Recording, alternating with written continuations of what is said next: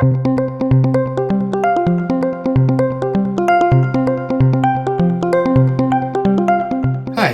what I'd like to speak about today is a topic that, while it's not directly related to what we're going through right now, it does have some important parallels, and that's the issue of rationing.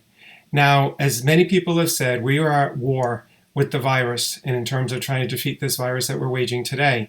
Well, back in the early part of the 20th century, we were at war as well during World Wars I and II.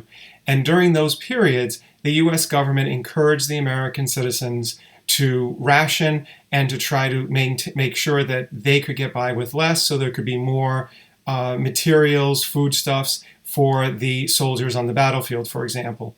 And while today we're not having the same kind of rationing, what we have experienced, obviously, is issues regarding not having enough toilet paper on the shelves, has the supply chain for meat broken down, not being able to find hand sanitizers, paper towels, or some other kinds of goods that we normally would take for granted. Well, for example, during World War I, what the US government did is it encouraged its citizens to try to conserve.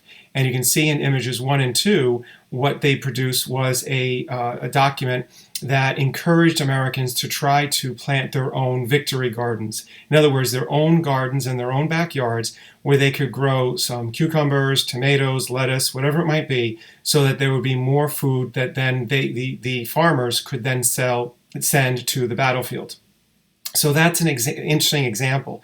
You can see from image 2 where they develop poems, little sayings, to try to encourage Americans to do different things to, again, try to conserve. It even went as far as the White House, where during World War I, Mrs. Wilson did not actually have men come in and actually cut the White House lawn. What she did is she brought in some sheep, and the sheep actually cut the lawn naturally, also fertilized it.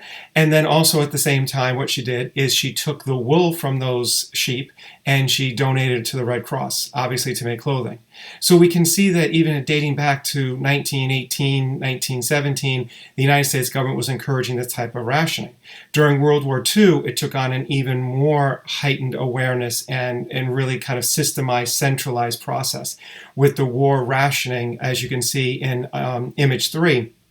Where what the US government did is they sent out these different war rationing, in essence, coupon books. And in each of these books, it would be something that you would have to take out the little stamp or the little coupon and take it with you because you could not buy as much sugar as you wanted. You couldn't buy as much salt as you wanted, or even, for example, women's nylons you couldn't buy. So you had to use these rationing coupons to buy a certain amount for each family.